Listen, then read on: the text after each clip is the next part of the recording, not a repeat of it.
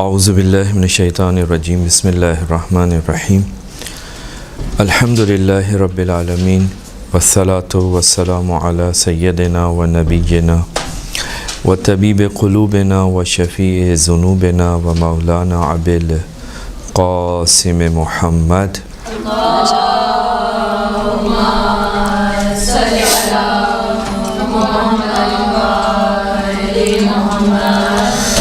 وعلی اہل بیتہ الطیبین الطاہرین المعصومین المظلومین لا سیما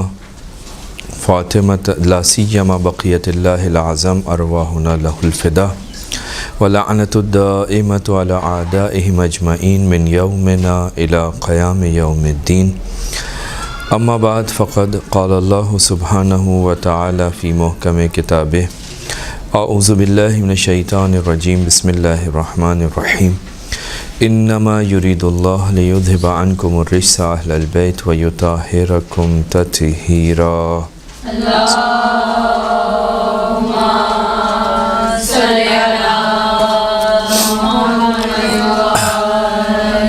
محمد وقال رسول اللہ صلی اللہ علیہ وآلہ وسلم انہا بضعۃ منی یؤذینی ما آذاہا۔ گزشتہ ظاہراً 3 ہفتوں سے ہماری گفتگو جناب سیدہ سلام اللہ علیہ سے متعلق چل رہی تھی۔ آپ کے خطبات کے اوپر مختصر سی گفتگو رہی۔ اس کے بعد کہ جیسا کہ ہم ولادت جناب سیدہ سلام اللہ علیہ کے نزدیک ہو رہے ہیں، تو گزشتہ ہفتے آپ کی ولادت کے موقع پر وہ پروردگار عالم کی جانب سے کیا گیا اہتمام، جو روایات کے اندر ذکر ہوا کہ پروردگار عالم نے کس طرح سے جناب ختیجۃ الکبریٰ سلام اللہ علیہ کی مہمان نوازی کی، آپ کو وہ کس طرح سے پروردگار نے آسمان سے ان خواتین کو بھیجا کہ جو کائنات کی بہترین خواتین تھیں، اس وقت کہ جب کوئی مکے میں رہنے والی خاتون جو ہے وہ جناب ختیجہ کا ساتھ دینے کے لیے تیار نہیں تھی، کیونکہ ایک ایسی شخصیت دنیا میں آ رہی تھی کہ جس کی عظمت کو پروردگار عالم دکھانا چاہتا ہے، بتانا چاہتا ہے۔ لہٰذا ولادت کے سلسلے میں آپ کی خدمت میں روایات عرض کی، اور قیامت میں اس بی بی کی عظمت کے سلسلے میں جو چند روایتیں آپ کی خدمت میں عرض کیں۔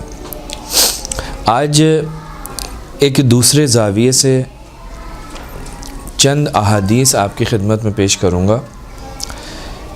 ویسے ممکن ہے ان احادیث میں بہت سی احادیث ایسی ہوں کہ جو ہم نے سنی ہوں پہلے، لیکن اس بی بی کا، کیونکہ آپ سب جانتے ہیں، ہم سب جانتے ہیں کہ جناب سیدہ وہ شخصیت ہے کہ جس کے بارے میں ہم کچھ نہیں کہہ سکتے، یعنی آپ کی عظمت کیا ہے، آپ کا مقام کیا ہے، آپ کا مرتبہ کیا ہے، کوئی عام انسان نہیں بتا سکتا۔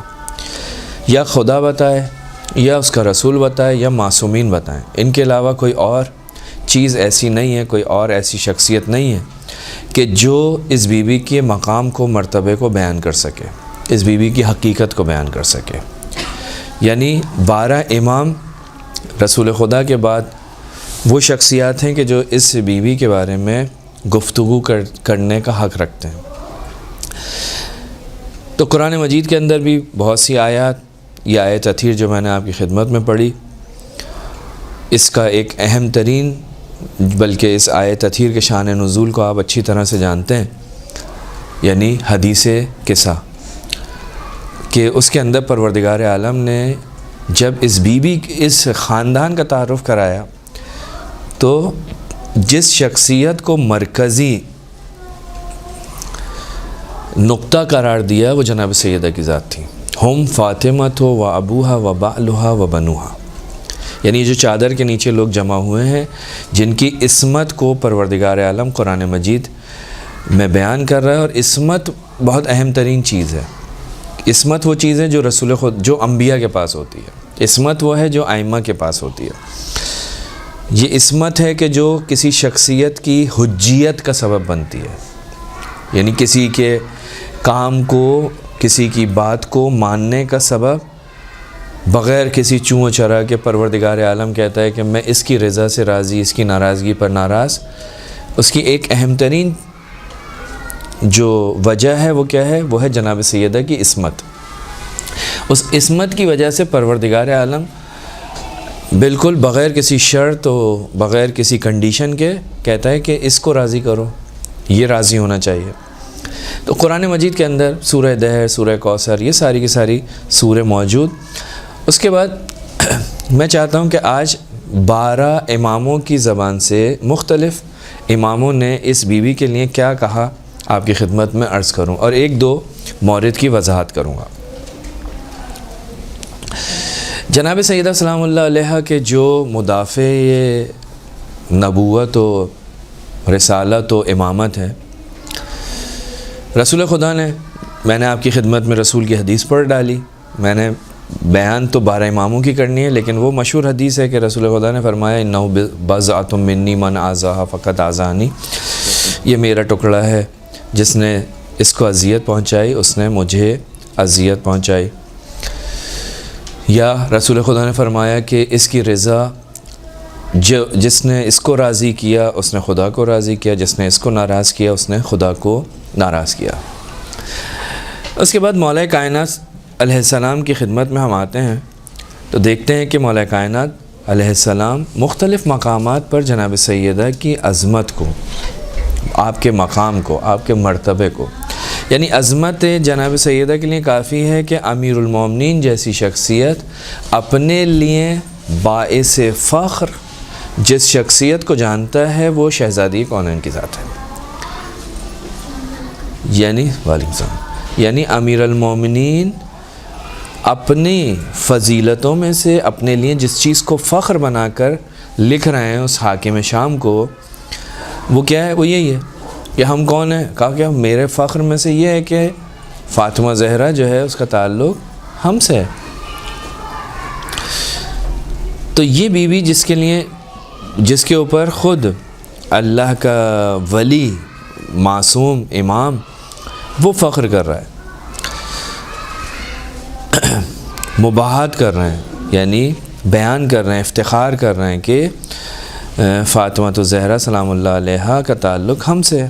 اور ایک جگہ نہیں، رسول خدا مولا کائنات نے ثقیفہ کے اندر یہ بات کی. مولا کائنات نے وہ جو بعد میں 6 افراد کی شورا تھی دوسرے مرحلے کے بعد، وہاں پر آپ نے بیان کی.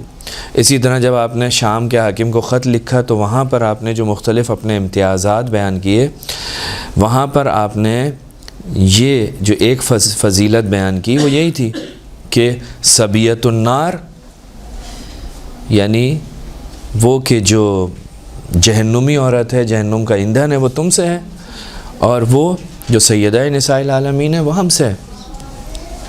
منا خیر النساء العالمین، ہم سے بہترین عالمین کی بہترین خاتون کا تعلق ہم سے. ومنکم حملۃ الحطب، تم سے کون ہے؟ حملۃ الحطب.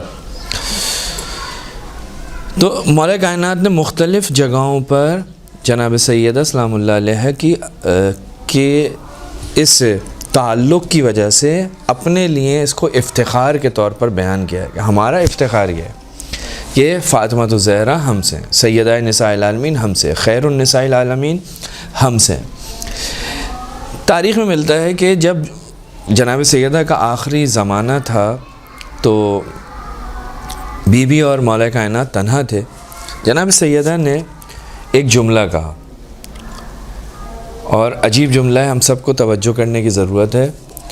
اور اگر اس جملے کی طرف ہم توجہ کریں تو ہمارے معاشرے کی، ہمارے گھروں کی بہت ساری مشکلات ختم ہو جائیں. بہت ہی بنیادی سی بات ہے. البتہ جناب سیدہ کی شان بہت اجل ہے. یعنی یہ جو جملہ جو جناب سیدہ کہہ رہی ہیں، مولا کائنات کہتے ہیں کہ بی بی یہ کیا کہہ رہی ہو، اے فاطمہ یہ تمہاری شان اجل ہے اس سے.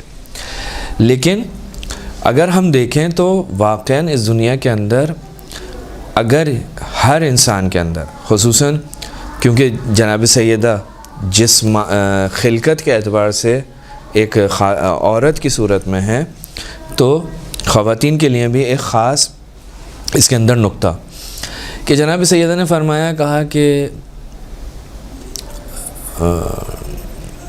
یا ابن ام، ایک جناب سیدہ کا خاص احترام ہے، یعنی امیر المومنین کو جب خطاب کرتی ہیں تو نام نہیں لے رہی بلکہ چچا زاد، اے میرے چچا زاد، کنیت یا ایک احترام دے رہے ہیں۔ فرمایا کہ ما احدتنی کاذبا ولا خائنہ ولا خالفتو کا منذ عاشرتنی، 3 چیزوں کا جناب سیدہ نے انکار کیا کہ جس کی دلیل ہمارے پاس قرآن میں بھی موجود ہے اور روایات میں بھی موجود ہے۔ جناب سیدہ نے کہا کہ اے علی، میں آپ کے ساتھ جو زندگی بسر کی ہے آخری ایام میں، بیوی فرماتی ہیں 3 چیزیں میری زندگی میں نہیں ہیں اور یہ کسی بھی انسان کی زندگی میں نہیں ہونی چاہیے۔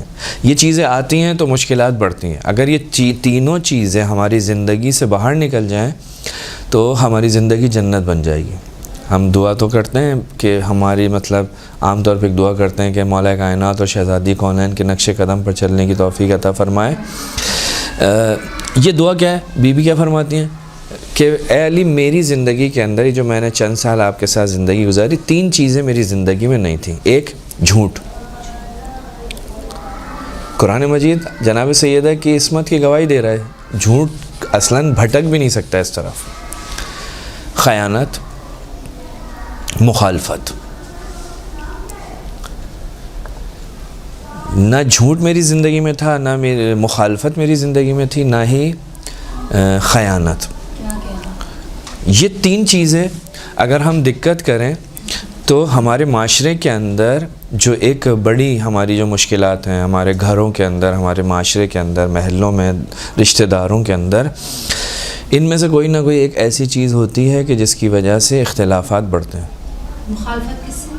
مولا علی کی، یعنی شوہر، ابھی اگر ایک بیوی اگر شوہر سے خطاب کر رہی ہے تو یہ، اور اگر اس سے آگے کا دیکھوں تو ایک شخصیت ہے جو امام وقت سے خطاب کر رہی ہے، ظاہراً اپنی زندگی کی بات کر رہی ہیں، تو مولا علی سے کہہ رہی ہیں کہ میں نے، اور کبھی بھی جناب سیدہ نے مولا کائنات کے سامنے کوئی بات نہیں کی، جو مولا نے کہا قبول کیا، حتیٰ مولا کائنات نے کہا وہ فلاں فلاں اجازت لینا چاہتے ہیں تو اس کے اوپر بھی جناب سیدہ نے کچھ نہیں کہا کہ گھر تمہارا گھر ہے۔ تو یعنی کبھی بھی جناب امیر کائنات کے سامنے جناب سیدہ نے کچھ نہیں کہا۔ کہ جھوٹ تمام برائیوں کی جڑ، خیانت تمام فساد کی جڑ، مخالفت اختلافات کا زمینہ۔ اگر یہ چیزیں کسی گھر کے اندر آ جائیں تو وہ گھر گھر بنتا ہے، اور اگر یہ گھر میں نہ ہو تو وہ گھر جو ہے وہ مسافر خانے میں تبدیل ہو جاتا ہے۔ یعنی اگر ہم چاہیں تو اپنے گھر کو اگر گھر بنانا چاہ رہے ہیں تو اس کے اندر صداقت ہونی چاہیے، جھوٹ نہیں ہونی چاہیے۔ صداقت، سچائی، یہ ہے بنیاد، یہ ہے مضبوط بنیاد کہ جس کے اوپر کوئی عمارت کھڑی ہو سکتی ہے۔ جھوٹ کے اوپر کوئی بھی عمارت کھڑی نہیں ہوتی۔ ایک مشترکہ زندگی جو انسان گزارتا ہے، 2 افراد آ کر ایک ساتھ جب زندگی گزارنا شروع کرتے ہیں، اگر ان کی زندگی صداقت کے اوپر نہ ہو تو وہ اس کے جو اثرات ہوتے ہیں، اس کے جو نتائج ہوتے ہیں، وہ عجیب و غریب صورت کے اندر سامنے آتے ہیں۔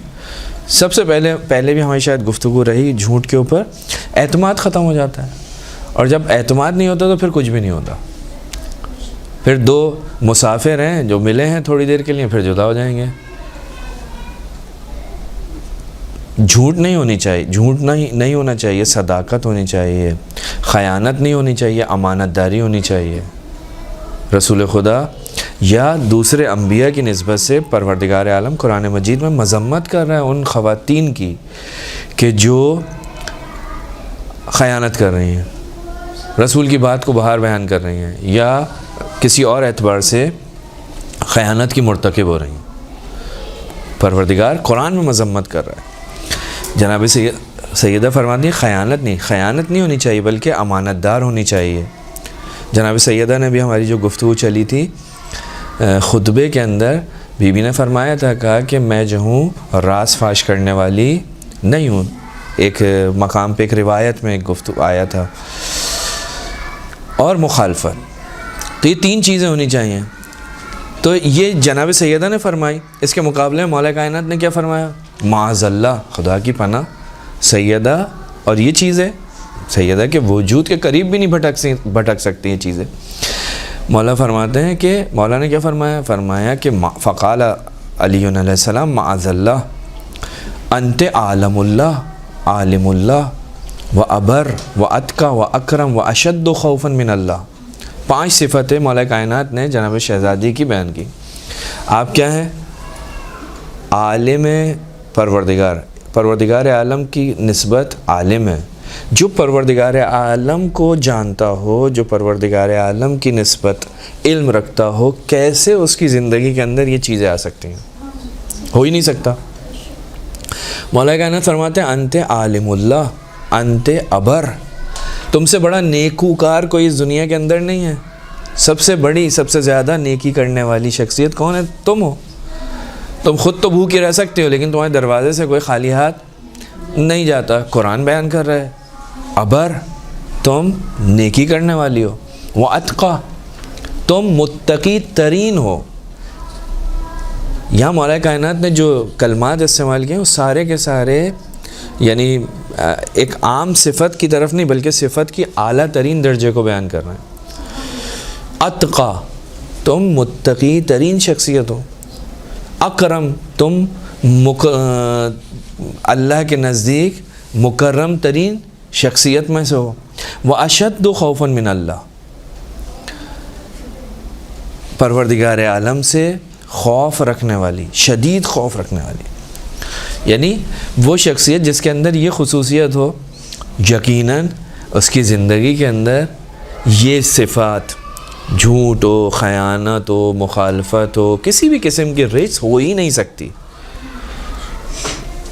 لہذا مولا کائنات نے شہزادی کونین کی یہ 5 صفات بیان کی کہ آپ کون ہیں؟ انت عالم باللہ، ابر، اتقی، اکرم اور اشد خوفا من اللہ. اس کے علاوہ دوسری اور احادیث اپنی جگہ پر موجود. اس کے بعد ہم اگر امام حسن مجتبی علیہ السلام کو دیکھیں،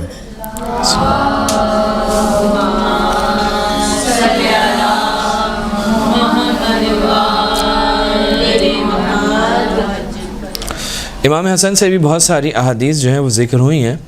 امام حسن جب اپنی والدہ کا ذکر کرتے ہیں تو وہ مشہور حدیث، میں ہر امام سے صرف ایک حدیث آپ کی خدمت میں عرض کروں گا. بس مولا کائنات سے ہو گئی امام حسن مجتبی. امام حسن مجتبی کی وہ مشہور و معروف حدیث ہے جو آپ نے سب نے سنی ہوگی انشاءاللہ، کہ میں نے جو ہے ایک شب جمعہ اپنی والدہ کو دیکھا کہ مسلسل حالت رکوع اور سجود کے اندر تھی یہاں تک کہ صبح ہو گئی. یعنی پوری رات گزار دی جناب سیدہ نے اور صبح ہو گئی. میں نے دیکھا کہ جناب سیدہ یعنی میری والدہ تمام مردوں اور عورتوں کو نام لے کر، تمام صاحبان ایمان مرد اور عورتوں کا نام لے کر پروردگار عالم کی بارگاہ میں ان کے لیے دعا کرتے ہیں.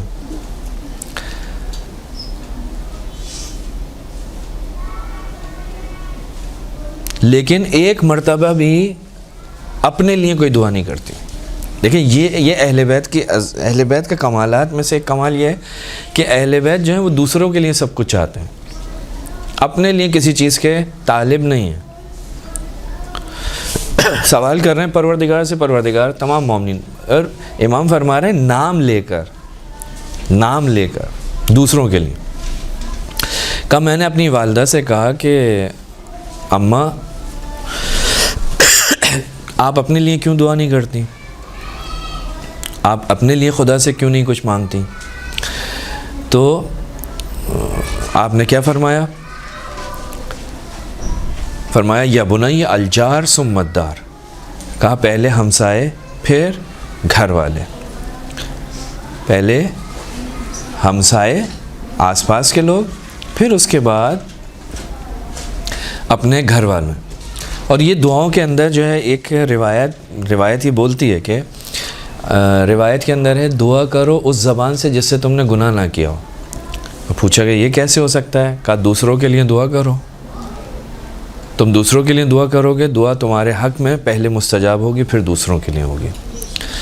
تو یہ ایک ہمارے لیے بھی ایک چیز ہے لیکن اہل بیت علیہ السلام دوسروں کے لیے دعا کرتے ہیں، دوسروں کی ہدایت کے لیے، دوسروں کے لیے پریشان ہیں۔ تو شہزادی کونین کا امام حسن مجتبیٰ سے جو ہمیں حدیث ملتی ہے کہ آپ نے فرمایا، کہا کہ میری والدہ اس طرح سے اپنے کس کے لیے؟ ہمسایوں کے لیے، مومنین کے لیے دعا کر رہی ہیں، اپنے لیے دعا نہیں کر رہی ہیں۔ خدا سے کچھ مانگ بھی رہی ہیں تو اپنے چاہنے والوں، اللہ کے ماننے والوں کے لیے دعا کر رہی ہیں، جیسا کہ پہلے بھی گزرا کہ جناب سیدہ کا جو مہر تھا، جناب سیدہ نے کہا کہ میں علی سے تو شادی کروں گی، لیکن یہ والا جو مہر آپ نے رکھا ہے بابا سے، یہ نہیں۔ تو پروردگار نے وہی بھیجی، جبرائیل آئے، کہا کہ کیا ہے مہر، ہم یہ قرار دیتے ہیں۔ کہا نہیں چاہیے۔ کہا کیا چاہیے؟ کہا بابا کی امتیوں کی شفاعت، اپنے لیے نہیں۔ کہا کیوں؟ کیونکہ میرا بابا جو ہے اس امتی کے لیے، ان امتیوں کے لیے بہت تڑپتا ہے، میں چاہتی ہوں کہ مجھے ان کی شفاعت کا حق حاصل ہو۔ یہ امام حسن مجتبیٰ علیہ السلام۔ تیسری، امام حسین علیہ السلام سے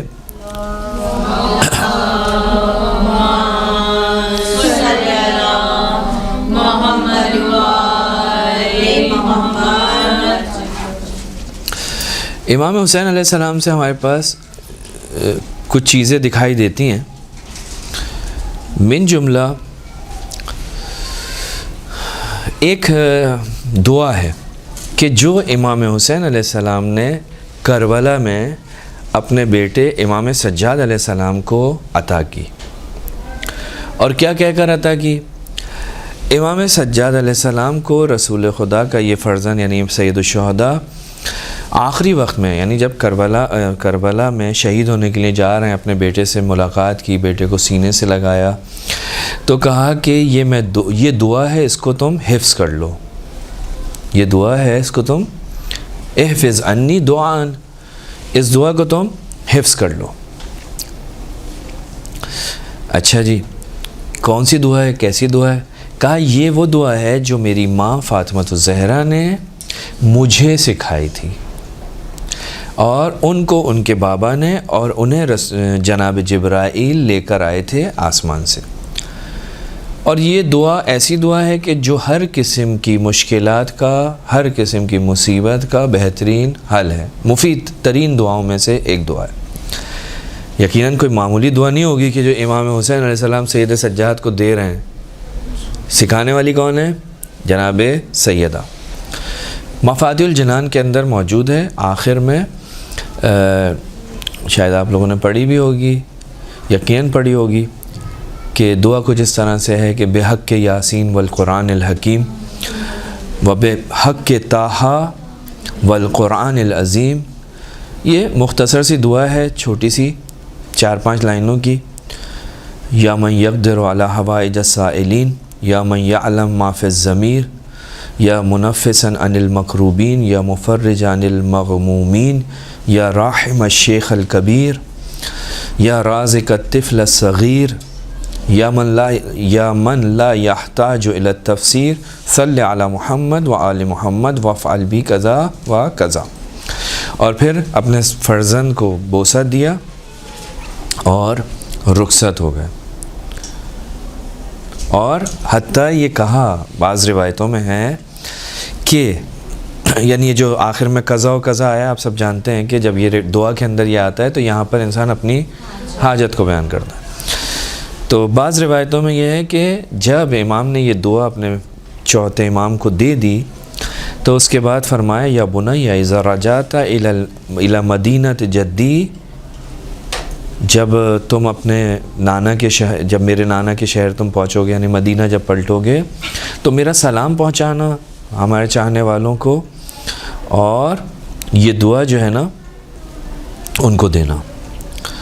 تو یعنی یہ دعا ایک اہم ترین دعاؤں میں سے، یہ کسے؟ امام حسین علیہ السلام سے ایک چیز جو ہم تک پہنچی، وہ جناب سیدہ کی دعا۔ امام حسن نے دعا کرنے کا انداز بیان کیا، اور امام حسین علیہ السلام نے اپنی والدہ کی دعا کو سید سجاد کے ذریعے سے ہم تک پہنچوایا. یعنی دعا آسمانی دعا ہے، زمینی دعا نہیں ہے، جبرائیل لے کر آ رہا ہے. اس کے بعد اگر ہم دیکھتے ہیں امام سجاد علیہ السلام صلی اللہ علیہ وسلم،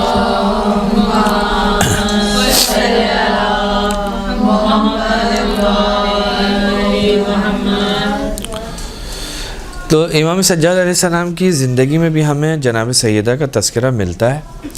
اور امام سجاد علیہ السلام نے جب اپنا تعارف کرایا ہے شام میں اس مقام پر بیٹھ کر، تو سخت ترین حالات کے اندر جب امام سجاد نے اپنی تعریف، اپنی فضیلتیں بیان کرنا شروع کی کہ پروردگار عالم نے ہمیں یہ فضیلتیں عطا کی ہیں اور پروردگار عالم نے ہمیں یہ چیزیں عطا کی ہیں، تو وہاں پر جناب سید سجاد علیہ السلام کیا فرماتے ہیں؟ فرماتے ہیں انا ابن فاطمۃ الزہرا، انا ابن سیدۃ نساء العالمین. یعنی چوتھے امام وہاں پر اپنی دادی کا تعارف کرا رہے ہیں، میں کون ہوں. یعنی گویا کہ یعنی کوئی ایسی شخصیت ہو نا جو قابل ذکر ہو تو میں بیان کروں. امام معصوم کھڑے ہو کر ان لوگوں کے سامنے اگر اپنا تعارف کرا رہا ہے، جو مجھے جانتا ہے جانتا ہے، جو نہیں جانتا وہ پہچان لے، اور میں یہ میرا تعلق کس سے ہے؟ میرا تعلق اس شخصیت سے ہے جو میری کون ہے؟ دادی ہے. میں اس کا بیٹا ہوں، میں فاطمہ الزہرا کا بیٹا ہوں. یعنی معصوم امام اپنے لیے باعث فخر سمجھتا ہے اس چیز کو بیان کرنے میں کہ میں اولاد زہرا ہوں، اولاد فاطمہ ہوں، میں سیدہ نساء العالمین کا بیٹا ہوں. اس کے بعد اگر ہم دیکھتے ہیں کہ امام محمد باقر علیہ السلام کی طرف،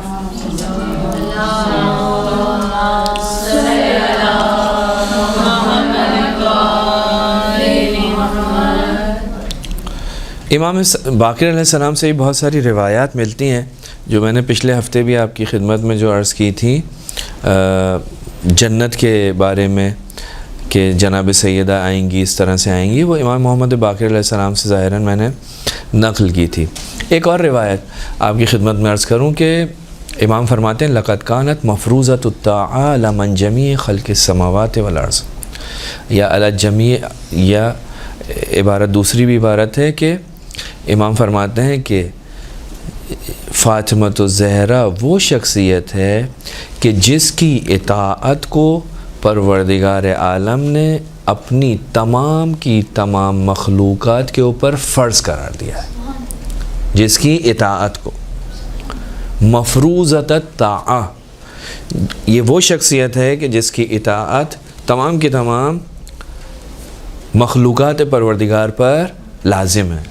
اور پھر امام نے کسی کے ذہن کے اندر یہ خیال آئے کہ بھائی یہ ساری کی ساری مخلوقات میں ہو سکتا ہے یہ عام انسان ہو.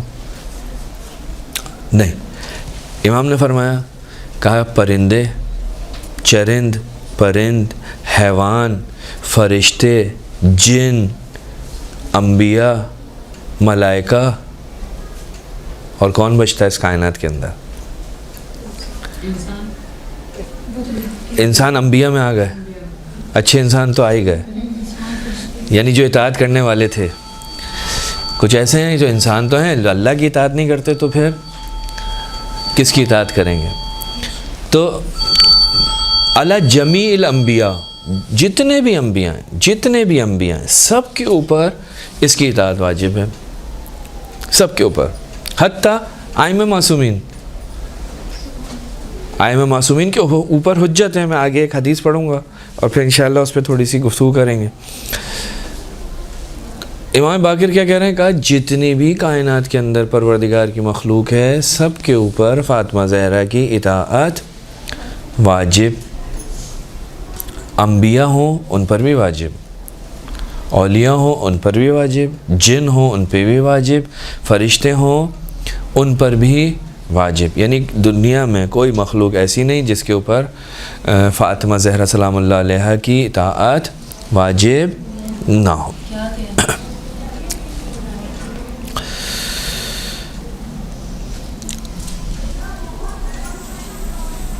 امام صادق علیہ السلام،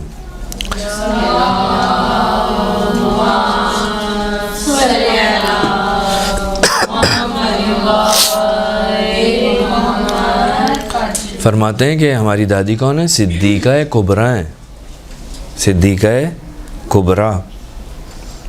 نہیں، ایک دفعہ انسان خود صدیق بن جاتا ہے، ایک دفعہ یہ ہے کہ پروردگار عالم کسی کو صدیق بنائے۔ ائمہ معصومین کہہ رہے ہیں انہا صدیقہ، چھٹے امام فرما رہے ہیں صدیقہ کبریٰ۔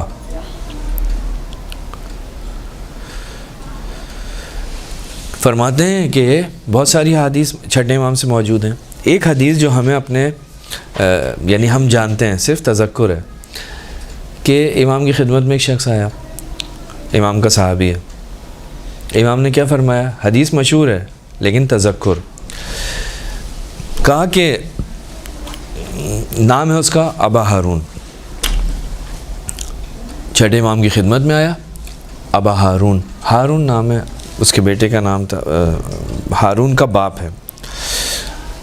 فرمایا یا ابا ہارون، امام فرماتے ہیں انا نعمر صبیاننا بتسبیح فاطمۃ الزہرا کما نعمرہم بالصلاۃ، کہ ہم اپنے بچوں کو فاطمۃ الزہرا سلام اللہ علیہا کی تسبیح کا حکم دیتے ہیں، جس طرح سے ہم نعمرہم بالصلاۃ، جس طرح سے ہم نماز کا حکم دیتے ہیں، اسی طرح سے ہم اپنے بچوں کو جو ایک حکم دیتے ہیں وہ کیا ہے؟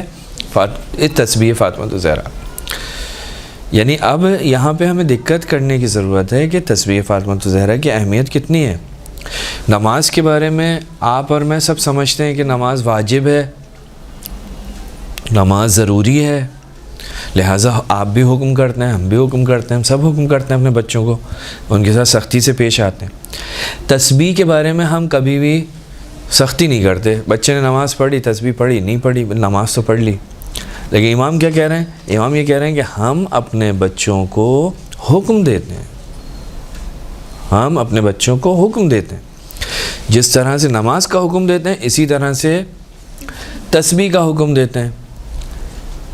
کیوں؟ تسبیح کی حقیقت کیا ہے ہم نہیں سمجھ سکتے۔ یہ جو تسبیح ہے یہ پروردگار عالم کی جانب سے سب سے عظیم، یعنی پروردگار عالم کی جانب سے آنے والے تحفہ ہے کہ جو رسول خدا کے ذریعے شہزادی کونین تک پہنچا تھا۔ تو ہم سب جانتے ہیں پروردگار عالم دینے والا ہے، اور کس کو دے رہا ہے، کس کے ذریعے سے دے رہا ہے۔ تو تحفہ ہمیشہ تحفہ دینے والا اپنے اعتبار کو دیکھتا ہے اور سامنے والے کو دیکھتا ہے، ورنہ تحفہ اگر تحفے کے اندر یہ چیز نہ دیکھی جائے تو ممکن ہے کبھی تحفہ میں انسلٹ ہو جائے۔ پروردگار عالم جو کائنات کا مالک ہے، خالق ہے، سب کچھ اس کے قبضے قدرت میں، وہ تحفہ دے رہا ہے۔ تو یہ تحفہ ہے، ہم فقط دیکھتے ہیں 100 دانے ہم نے گھما لیے، یا 100 مرتبہ 3 طرح کے ذکر ہم نے پڑھ لیے۔ یہ تو اس کا ظاہر ہے، اس کا باطن کتنا عظیم تھا کہ پروردگار عالم کس کو دے رہا ہے۔ یعنی اگر قرآن مجید کے اندر آپ ایک مقام پہ پروردگار عالم فرماتا ہے وَاذْكُرُوا اللَّهَ ذِكْرًا كَثِيرًا، اللہ کا ذکر کرو، کثیر ذکر، کثرت کے ساتھ ذکر کرو۔ یہ کثرت کے ساتھ ذکر کون سا ہے؟ آپ جائیں قرآن مجید کے اندر، آپ نماز پڑھتے ہیں اس کو ذکر کثیر نہیں کہا گیا، روزہ رکھتے ہیں اس کو ذکر کثیر نہیں کہا گیا، دوسرے کام جتنے بھی کرتے ہیں پروردگار کہتا ہے ذکر کثیر کرو۔ یہ ذکر کثیر کیسے ہوتا ہے؟ یعنی کیا کام کروں کہ ذکر کثیر ہو جائے؟ زیادہ نماز پڑھوں گا تو ذکر کثیر ہوگا، کیا ہے؟ امام صادق علیہ السلام فرماتے ہیں من سبح تسبیح فاطمۃ الزہرا فقط ذکر اللہ ذکر الکثیرہ۔ امام فرماتے ہیں جو شخص بھی فاطمہ زہرا سلام اللہ علیہا کی تسبیح پڑھتا ہے وہ اس نے کیا کیا؟ ذکر کثیر کیا۔ 100 مرتبہ فقط اس نے وہ ذکر کہا، لیکن اس ذکر کو کہا جاتا ہے ذکر کثیر، یعنی ذکر کثیر کا ایک مصداق یہ تسبیح ہے جس کا حکم پروردگار عالم قرآن مجید کے اندر دے رہا ہے۔ ایک شخص آیا چھٹے امام کی خدمت میں، کہا مولا نے کچھ کہا، اس نے سنا نہیں۔ مولا نے کہا کہ تم تسبیح فاطمۃ الزہرا سے کیوں غافل ہو؟ اونچا سنتا ہوں، کیا کرو؟ تسبیح فاطمۃ الزہرا پڑھو۔ کہتا ہے کچھ دن تک میں نے تسبیح پڑھی، میری سماعت صحیح ہو گئی. سبحان اللہ. صلی علی محمد محمد. کسی کی کوئی چیز کھو گئی، کہا کیا کرو، کہا تسبیح فاطمہ الزہرا پڑھو. تو یعنی تسبیح صرف اور صرف نماز کے بعد تک ہی محدود نہیں ہے، بلکہ ہماری زندگی میں اس کا ہونا بہت اہمیت رکھتا ہے. لہٰذا اس سے غافل ہونا جو ہے وہ مناسب نہیں ہے. بہت اہم تحفہ ہے پروردگار نے شہزادی کو دیا اور شہزادی سے آپ تک ہم تک پہنچا ہے. یہ تھے امام صادق علیہ السلام. ان کے بعد آتے ہیں ہم 7ویں امام کی طرف، امام موسیٰ کاظم علیہ السلام.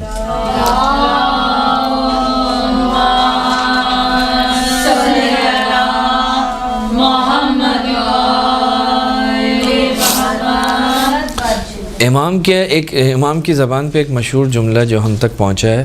امام نے اپنی جدہ کو جو خطاب کیا، فرمایا انہا صدیقۃ شہیدہ. انہا صدیقۃ شہیدہ. ہماری جدہ فاطمہ کون ہے؟ وہ صدیقہ ہے اور شہیدہ ہے. امام کو معلوم ہے کہ آئندہ ایسا ہونے والا ہے، ماضی میں بھی ایسا ہوا، آئندہ بھی ایسا ہوگا. بہت سارے لوگ جو ہیں وہ بہت ساری چیزوں کا انکار کر دیں گے. امام کاظم فرماتے ہیں صدیقہ ہے شہیدہ. امام کاظم کہہ رہے ہیں، کوئی عام آدمی نہیں کہہ رہا. امام کی زبان سے جو جملہ نکل رہا ہے وہ کسی چیز کی طرف اشارہ ہے. کون ہے ہماری دادی؟ کون ہے؟ صدیقہ شہیدہ. اور فرماتے ہیں کہ کہا کہ جس گھر کے اندر یہ نام ہوگا فاطمہ، 7ویں امام فرماتے ہیں جس گھر کے اندر فاطمہ نام ہوگا، فقر و تنگ دستی اس گھر کے اندر داخل نہیں ہوگا. اب یہ ہمارے ہاں بعض لوگ جو ہیں وہ ابھی چیزیں یہ پیدا ہو رہی ہیں آہستہ آہستہ کہ اہل بیت کے جب نام رکھتے ہیں تو اس کے اندر بھی جو ہے وہ غور و فکر کرتے ہیں کہ بھائی یہ نام جو ہے نہیں رکھو، یہ بہت بھاری ہے. یہ کیا بھاری کیا ہوتا ہے؟ اللہ کی طرف سے نام آ رہا ہے ان کا، ہمیں بھاری لگ رہا ہے. ہاں، اس فاطمہ کا، یہ فاطمہ کا نام کہاں، یہ فاطمہ کا لفظ، یہ کلمہ، یہ نام کہاں سے آیا؟ اللہ کی طرف سے. جناب زینب کا نام کہاں سے آیا؟ اللہ کی طرف سے. امام حسن، امام حسین، ائمہ معصومین کے نام، یہ سارے کے سارے پروردگار کی طرف سے آ رہے ہیں. تو ہم جو ہیں وہ اہل بیت سے دور ہی اپنے آپ کو بہت ہی آسانی سے دور کر لیتے ہیں، یہ کہہ کہ نہیں یہ اگر رکھ دیا تو بھائی مشکلات ہوں گی. سجاد نام نہیں رکھو، سکینہ نام نہیں رکھو، زینب نام نہیں رکھو. خوب، تو یہ بہرحال جبکہ معصومین کیا فرما رہے ہیں؟ معصومین کیا فرماتے ہیں؟ 7ویں امام فرما رہے ہیں کہ اگر کسی گھر کے اندر فاطمہ نام ہو تو اس گھر کے اندر فقر داخل نہیں ہوتا. اور فقر سے بڑھتر ہے یہ چیز کہ انسان جو ہے اپنی اولاد کا نام اس بیوی کے نام پہ رکھے، کچھ داخل ہو نہ ہو، یہ اس کی محبت کی علامت ہے. تو امام کاظم علیہ السلام. اس کے بعد آتے ہیں ہم امام رضا علیہ السلام کی خدمت میں.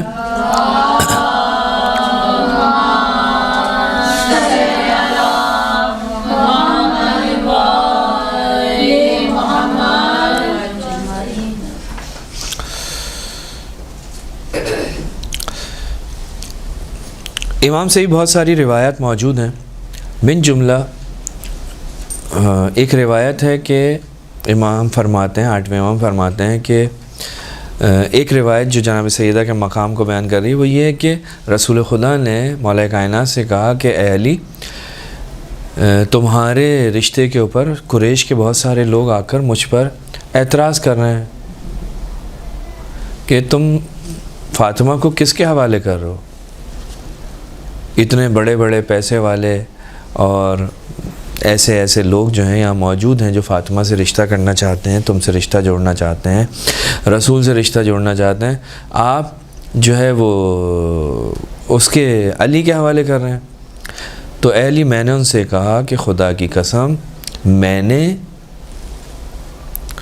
اپنی طرف سے کچھ نہیں کیا، یا میں اپنی طرف سے فاطمہ کو علی کے عقد میں نہیں دے رہا، بلکہ پروردگار عالم نے یہ حکم دیا ہے. ٹھیک ہے، اور جبرائیل جو ہے وہ نازل ہوئے میرے اوپر اور کہا کہ اگر علی کو میں نہیں خلق کرتا تو زمین کے اوپر فاطمہ کا کوئی کف نہیں تھا. یہ کون کہہ رہا ہے؟ 8ویں امام سے نقل ہو رہی ہے. یا فرماتے ہیں کہ کانت لنا ام صالحہ یا ام بارہ، ہمارے لیے ایک ماں تھی، وہ ماں اس کی خصوصیت تھی وہ صالحہ یا بارہ، نیکی کرنے والی.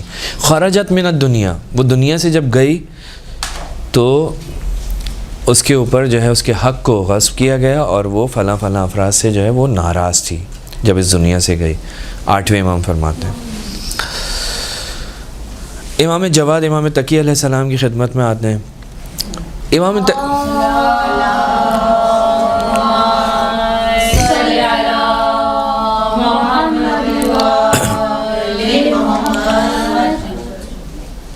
امام کی خدمت میں ایک شخص آتا ہے، ایک شرعی مسئلہ، ایک شرعی سوال پوچھنے کے لیے امام تقی علیہ السلام کی خدمت میں آتا ہے اور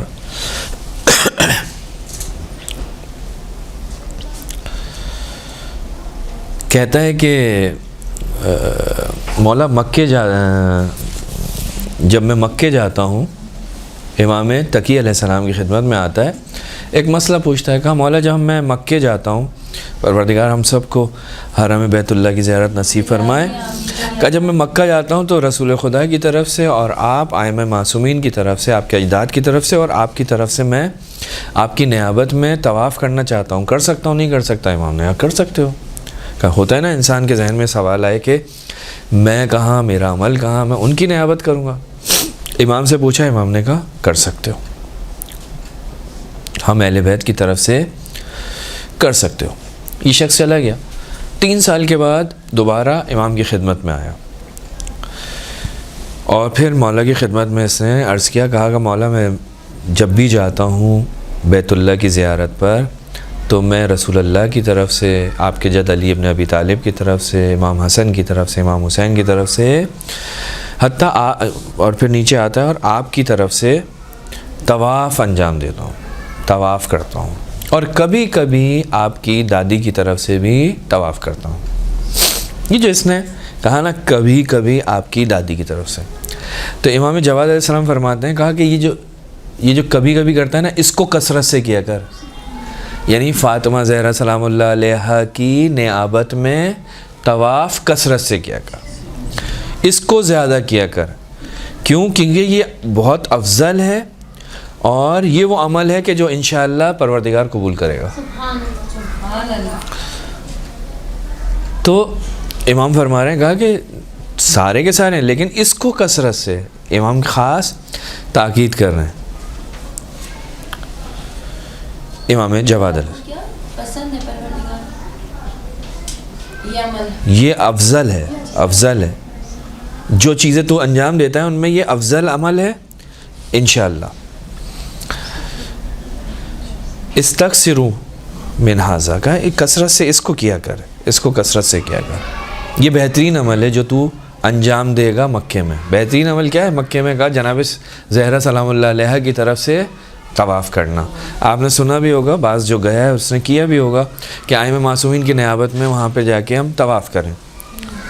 تو اس میں ائمہ معصومین ہم کہہ رہے ہیں تو 12 امام آ رہے ہیں، لیکن امام جواد کیا فرماتے ہیں؟ کہا سب سے زیادہ جو کثرت سے کس کو کرنا ہے تم نے؟ جناب سیدہ سلام اللہ علیہا. صلوات پڑھیں گے.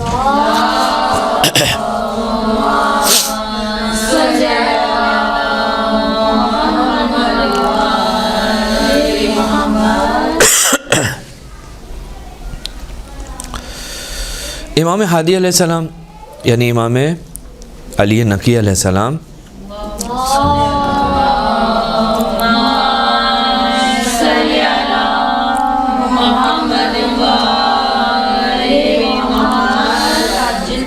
سے بھی ہمیں روایت ملتی ہے. جدہ کی اپنی دادی کی شان میں بہت ساری روایتیں ملتی ہیں، بہت سارے سوال کیے گئے، انہوں نے جواب بھی دیے. من جملہ وہ مشہور روایت جس میں آپ سے پوچھا گیا کہ مولا فاطمہ زہرا سلام اللہ علیہا کو فاطمہ کیوں کہتے ہیں؟ تو آپ نے فرمایا کہا اس لیے کہتے ہیں تاکہ کیونکہ پروردگار عالم نے فاطمہ اور اس کے چاہنے والوں کو آتش جہنم سے دور رکھا ہے، دور کر دیا۔ فاطمہ کو فاطمہ کہنے کی وجہ یہ ہے، یہ کس نے کہا؟ امام ہادی امام علی نقی علیہ السلام۔ اس کے بعد ہم آگے بڑھتے ہیں، امام حسن عسکری علیہ السلام۔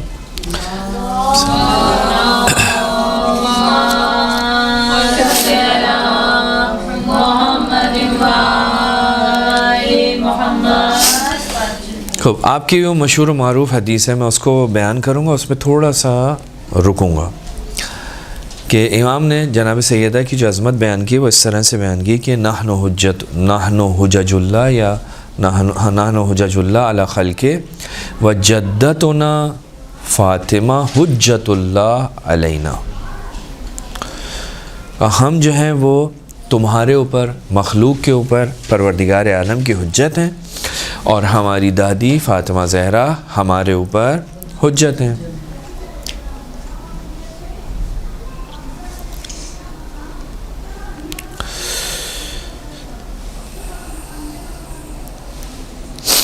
حجت کہتے کسے ہیں؟ یہ لفظ جو ہم مسلسل سنتے ہیں، حجت حجت حجت حجت کسے کہتے ہیں؟ ائمہ معصومین حجت ہیں۔ ابھی میں نے ایک چھٹے امام سے بھی، پانچویں امام سے بھی حدیث پڑھی تھی، اس میں مفروضۃ الطاعہ کا لفظ استعمال ہوا تھا۔ یا زیارات کے اندر آپ کو یہ کلمے ملیں گے، حجت اللہ علی خلق۔ یہ حجت کہتے کسے ہیں؟ دیکھیں حج جو ہے وہ بھی اسی ہے جیم، یہ جو حج یہ بھی اسی کلمے سے ہی نکلا ہے، حج حجت سے نکلا ہے۔ اس کے معنی کیا ہے؟ اس کا جو مشہور معنی ہے وہ ہے قصد کرنا، ارادہ کرنا۔ اس حج کو اسی لیے حج کہتے ہیں کہ یہ جو حاجی ہے یہ مناسک حج کا ارادہ کرتا ہے، چاہتا ہے کہ جائے مثلاً عرفہ میں بیٹھے، منی میں بیٹھے، خانہ کعبہ کا طواف کرے، یہ سارے مناسک کا ارادہ کرتا ہے، خدا کے گھر کی طرف جانے کا ارادہ کرتا ہے، اس لیے اس کو کہتے ہیں حج۔ حجت میں بھی یہی قصد کا معنی پایا جاتا ہے، دکھائی دیتا ہے، کیونکہ حجت کا ارادہ اور قصد ہوتا ہے، اس کے ذریعے انسان حق تک پہنچ سکتا ہے۔ یا ایک معنی یہ کہ اس کے ذریعے آپ حق تک پہنچ سکتے ہیں، یا ایک دوسرا معنی وہ کیا ہے؟ فرماتے ہیں ما یحتج بہ، جس کے ذریعے احتجاج کیا جائے، جس کے ذریعے پوچھ گچھ کی جائے، وہ حجت ہے۔ مثلا بچہ ہے، درس نہیں پڑھ رہا،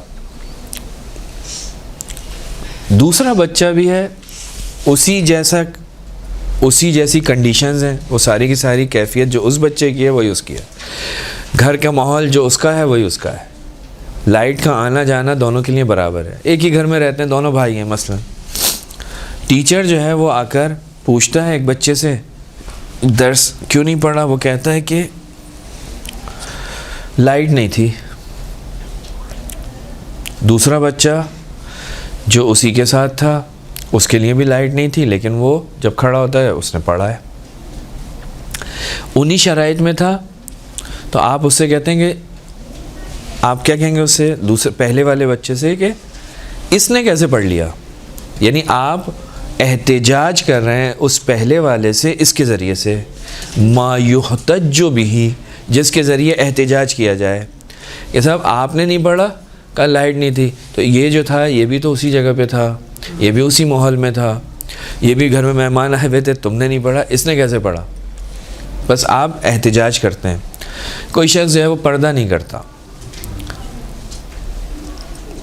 اسی ماحول کے اندر ایک دوسرا فرد ہے جو پردہ کرتا ہے، کل پروردگار عالم کے سامنے وہ پردے نہ کرنے والا کہے کہ جی میں کیا کروں، وہاں گرمی بہت ہوتی تھی، تو پروردگار کہے کہ وہ جو تمہارے ساتھ جو ہے نا بیٹھا ہوا ہے، کھڑا ہوا ہے، اس سے پوچھا بھائی تم نے پردہ کیوں کی؟ گرمی نہیں لگتی تھی؟ کہا لگتی تھی۔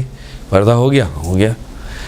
تو پروردگار اس کے ذریعے احتجاج کر سکتا ہے کہ بھائی یہ بھی انہی شرائط کے اندر زندگی گزار رہا تھا، لیکن کیا کر رہا تھا؟ پردہ کر رہا تھا. یہ فرد نماز، ایک نمازی ہے ایک نمازی نہیں ہے، اور نمازی کے بے نمازی کے سامنے ایک نمازی جو اسی کنڈیشن اسی حالات کے اندر ہے، تم نے نہیں پڑھی، اس نے پڑھی. کیسے پڑھی؟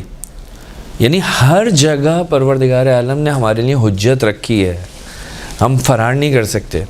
کہیں پہ بھی جائیں، کوئی بھی بات کریں، پروردگار ایک سامنے لا کر کھڑا کر دے گا، کہا کہ یہ کیسے؟ میں تمہاری طاقت سے زیادہ تم سے کوئی چیز چاہتا ہی نہیں ہوں، جتنی تمہارے اندر طاقت ہے میں تم سے اتنا ہی سوال کرتا ہوں. یعنی جب سامنے والا کوئی بہانہ لے کر آتا ہے تو اس کے بہانے کو ختم کرنے کے لیے جو چیز پیش کی جاتی ہے اسے کہتے ہیں حجت. اس کے بہانے کو ختم کرنے کے لیے. البتہ جب ہم کہتے ہیں حجت اللہ، تو یہ ذات خدا کے ہر شعبے میں، یعنی یہ جو حجت اللہ ہے، جس شخص کے لیے، جس ذات کے لیے ہم کہہ رہے ہیں، یہ ذات زندگی کے ہر شعبے میں پروردگار عالم کی طرف سے، پروردگار عالم کے لطف سے ہمیشہ زمین پر موجود ہے. ان الارض لا تخلو من حجت، یہ زمین جو ہے وہ کیا ہے؟ حجت خدا سے خالی نہیں ہو سکتی.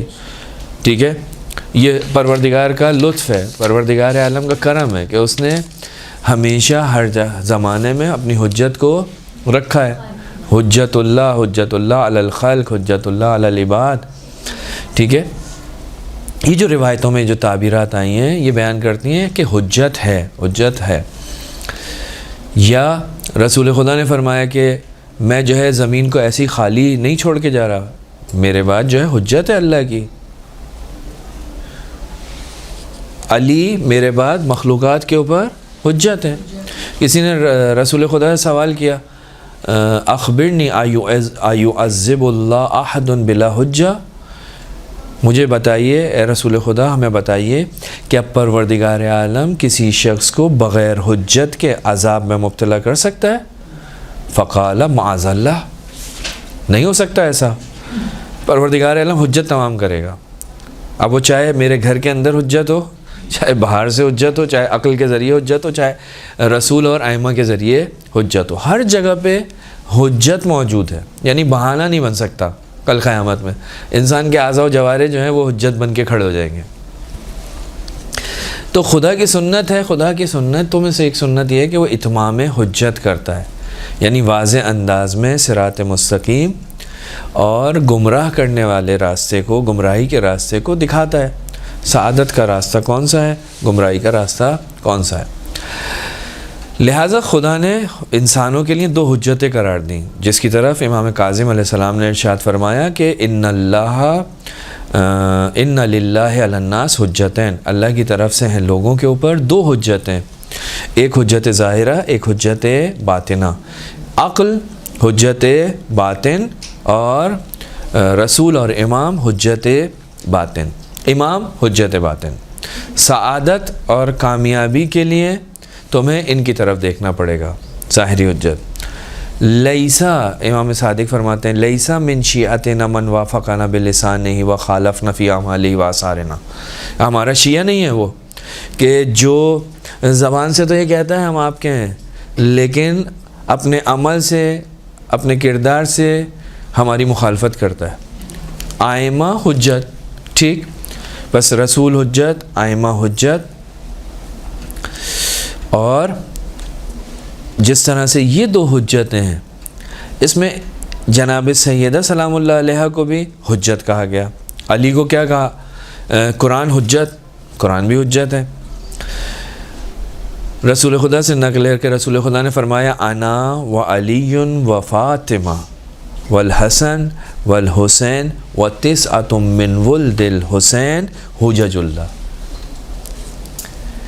یعنی صرف ائمہ معصومین حجت نہیں ہے، رسول خدا فرما رہے ہیں کہا میں، علی اور فاطمہ، حسن حسین اور حسین کے 9 بیٹے، یہ سارے کے سارے اللہ کی طرف حجت ہیں. اللہ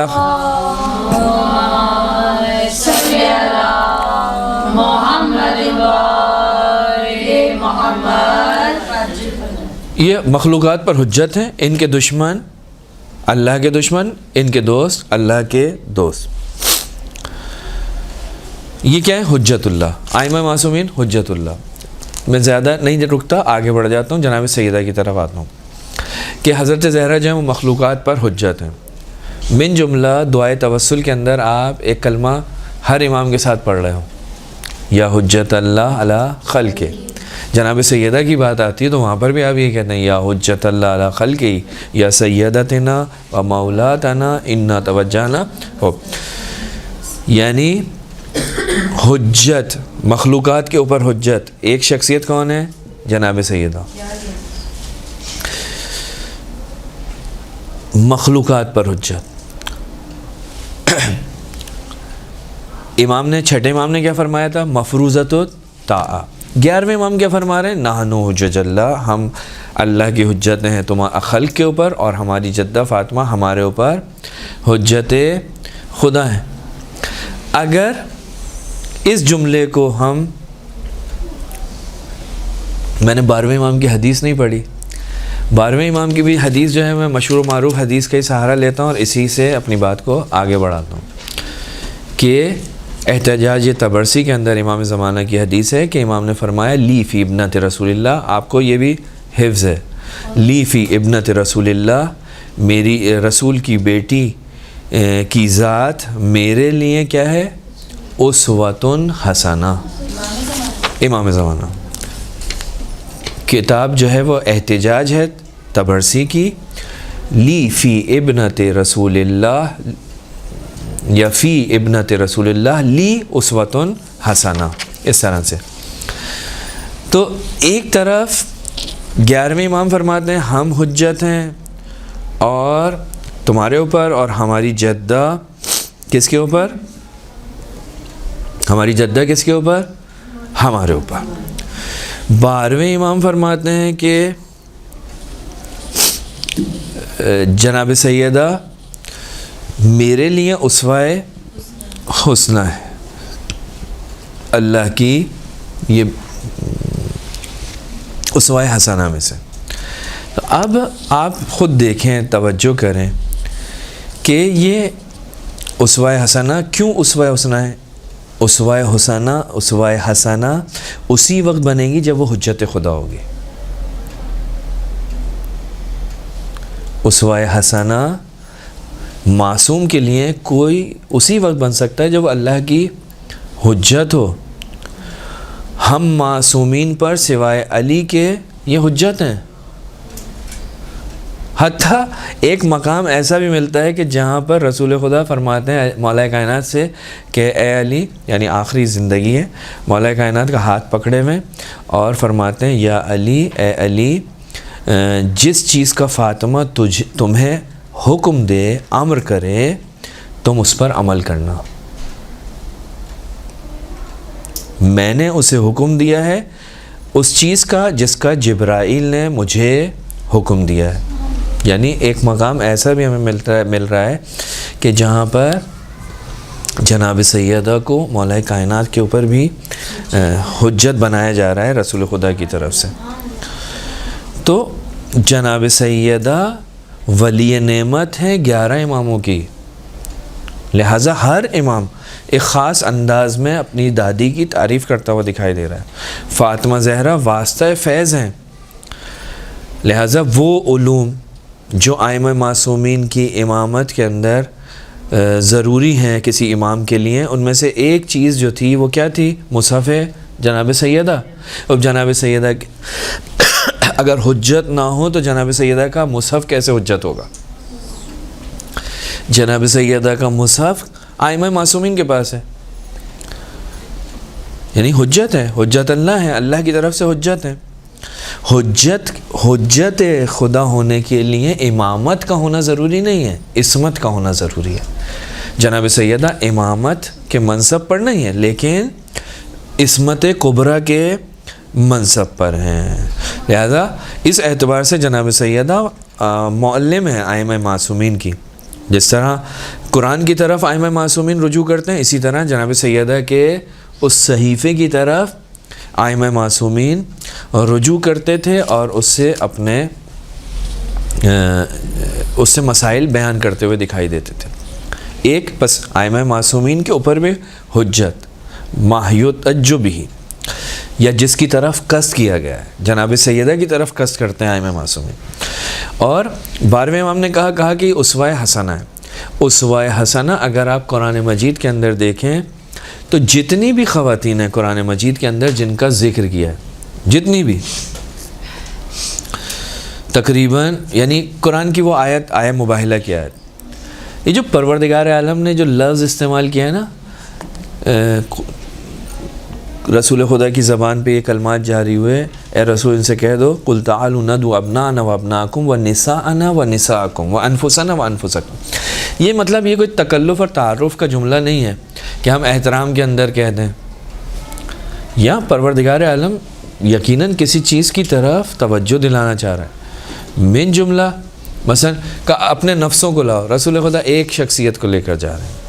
اپنی عورتوں کو لاؤ، رسول خدا ایک عورت کو لے کے جا رہے ہیں. اپنے بچوں کو لاؤ، رسول خدا 2 بچوں کو لے کر جا رہے ہیں. تو یہ ایک نقطہ تو اس کا یہی ہے کہ کائنات کے اندر 2 بچوں کے علاوہ تیسرا کوئی اس قابل نہیں تھا جو رسول خدا کے ساتھ جائے.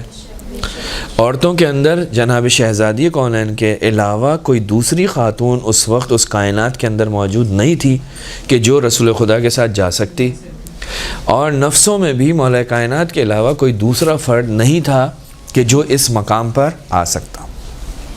اب یہاں پروردگار عالم اگر یہ جمع کا کلمہ استعمال کر رہا ہے، نساء یعنی جمع، تو یہ ایسا نہیں ہے. پروردگار عالم نے مختلف جگہوں پر مختلف مقامات پر یہ ایسے کام کیے ہیں کہ جمع کا کلمہ استعمال کیا ہے اور ایک فرد سے خطاب کیا ہے. قوم کی جگہ پر ایک اللہ نے اپنے نبی کو خطاب کیا، ٹھیک. یا ماضی کے اندر بہت سارے لوگوں نے کیا تھا، ابھی ایک آدمی کر رہا تھا، اس سے خطاب کر رہے ہیں. جمع کا صیغہ ہے، جمع کا کلمہ ہے. تو پروردگار عالم نے بہت سارے مقامات پر اس قسم کے کام کیے ہیں. تو اگر ہم ایک دوسری جہت سے دیکھیں کہ جناب سیدہ کے لیے یہ جو کنایے کے اندر استعمال کیا، کہا کہ تم اپنی عورتوں کو لاؤ، ہم اپنی عورتوں کو لائیں گے، یہاں پر نساء کا کلمہ استعمال کیا، تو قرآن مجید کے اندر تقریباً ہمیں ڈائریکٹ یا انڈائریکٹ 12 خواتین ہیں جن کا تذکرہ ملتا ہے. 12 خواتین، آئیڈیل خواتین یا اسوہ خواتین، مقدس خواتین. حضرت حوا، ٹھیک، حضرت آسیہ، حوا، آسیہ، سارہ. آسیہ جو ہیں وہ فرعون کی بیوی تھیں، آسیہ. سارہ حضرت ابراہیم کی ہمسر زوجہ تھیں. ہاجر یہ بھی جناب ابراہیم کی زوجہ تھیں. اسی طرح ایک اشارہ جو ملتا ہے جس خاتون کا، وہ ہے جناب موسیٰ کی والدہ. نام نہیں آیا لیکن ذکر آیا ہے، پروردگار نے وہی ان کے دل میں ڈالا کہ اپنے بیٹے کو ڈال دو. تو ان کا جو نام ذکر ہوا ہے وہ آیا ہے یوکابد، یہ واو کاف الف کا بے دال، حضرت موسیٰ کی والدہ. صفورہ یہ کون تھی؟ حضرت موسیٰ کی بیوی صفورہ. جناب شعیب کی بیٹی تھی. قرآن مجید نے ان کی تعریف کی ہے. صفورہ نام نہیں آیا، بیٹی کا ذکر آیا کہ ان کی بیٹی تھی، اور وہ جب باپ نے آ کر پوچھا کہ بیٹا کیا ہے، جب شعیب کے لیے ہاں تو رشتے کے لیے جب بات کی تو انہوں نے ایک خاص معیار بھی بیٹی نے دیا کہ کیوں اس کا انتخاب کر رہے ہیں. زکریا کی بیوی، جناب زکریا کی بیوی کا ذکر آیا ہے، یعنی ڈائریکٹ نہیں آیا. ان کا نام جو لکھا ہے، بعض لوگوں نے لکھا ہے ایلیزابتھ، یہ تو رکھتے ہیں ابھی بھی. یا بعض جگہوں پہ لکھا ہے یسابات، یہ سواد الف بے الف با تے. ہاں اب رشتے جوڑتی رہنا. ٹھیک ہے. اسی طرح حضرت عمران کی زوجہ عمران ایلیزابتھ ہاں یا مطلب یہ بعض لوگوں نے ایلیزابتھ کہا ہے، بعض لوگوں نے کہا ہے ان کا نام تھا یسابات، یہ صاد الف بے الف تے. عمران کون تھے؟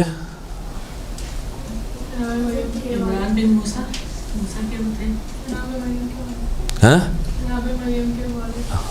تو ان کی جو والدہ ہیں ان کا نام تھا حنا. اسی طرح حضرت ایوب کی ہے، جیم چے ہے نون اور ہا حنا. عمران کی والدہ ہے، عمران کی زوجہ اس کا کیا نام تھا؟ حنا. اسی طرح حضرت ایوب کی بیوی تھی، ان کا نام نہیں ملتا. ایوب کی بیوی جو ان کے ساتھ آخری وقت تک کھڑی رہیں، بیٹے چھوڑ کے چلے گئے، بیوی کھڑی رہی. اور 10ویں خاتون جو ہے وہ ہے بلقیس، سمجھدار خاتون، جس کا تخت جو ہے اس کے آنے سے پہلے حضرت سلیمان کے دربار میں آ گیا تھا. 11ویں خاتون ہے جناب مریم اور 12ویں خاتون ہے جناب خدیجہ سلام اللہ علیہ. قرآن مجید نے ان تمام کی تمام خواتین کے اندر جو صفات پائی جاتی ہیں وہ ساری کی ساری صفات جناب سیدہ سلام اللہ علیہ کے اندر موجود ہیں، ہر طرح کی. تو وہ اگر وہ اپنے زمانے کے اندر ایک ایک صفت لے کر وہ اسوہ تھیں، آئیڈیل تھیں، جناب زہرا سلام اللہ علیہ اسوۃ حسنہ. امام زمانہ کہہ رہے ہیں کہ میری دادی جو ہیں وہ میرے لیے کیا ہے؟ اسوہ حسنہ ہے. تو انشاءاللہ یعنی وہ تمام صفات اگر آپ جائیں قرآن مجید کے اندر، یہ جو خواتین ہیں ان کے بارے میں قرآن مجید نے کیا کیا صفات ذکر کی ہیں وہ ہم دیکھ سکتے ہیں اور خود اس کے اوپر ایک گفتگو ہو سکتی ہے. تو جناب سیدہ کی عظمت جو ہے وہ یہ ہے کہ اگر پروردگار عالم کہہ رہے ہیں نساء، تو یہ ساری کی ساری وہ جو نساء یہ ایک ہے دیکھنے میں، لیکن ان ساری کی ساری خواتین کی صفات کو رکھنے والی خاتون ہے جس کو میں لے کے آ رہا ہوں. ایک توجیہ بعض لوگوں نے یہ بھی کی ہے کہ پروردگار عالم نے یا فاطمہ زہرا سے جو تعبیر کیا نساء، جبکہ ایک سے زیادہ نہیں تھی، ٹھیک ہے، ایک سے زیادہ نہیں تھی، تو بعض لوگوں نے کہا کہ حضرت زہرا مظہر تھی تمام نیک خواتین کی صفات کا، مظہر صفات پروردگار ہیں. تو وہ ساری کی ساری خوبیاں اس بیوی کے اندر موجود تھیں کہ جس کی وجہ سے بعض لوگوں نے کہا کہ یہاں پر پروردگار عالم نے یہ کلمہ نسانہ استعمال کیا. تو یہ ایک مختصر سا ائمہ معصومین کی زبان سے جناب سیدہ کا تعارف تھا. اور کیونکہ ولادت کی شب بھی لگنے والی ہے، بعض جگہوں پہ شب ہو چکی ہوگی، بعض جگہوں پہ ہوگی، بعض جگہوں پہ 2 دن بعد ہوگی. پروردگار ہم سب کو اس بیوی کی معرفت حاصل کرنے کی توفیق عطا فرمائے اور اس قابل بنائے کہ یہ بیوی ہم سے راضی ہو جائے. صلوات پڑھیں محمد.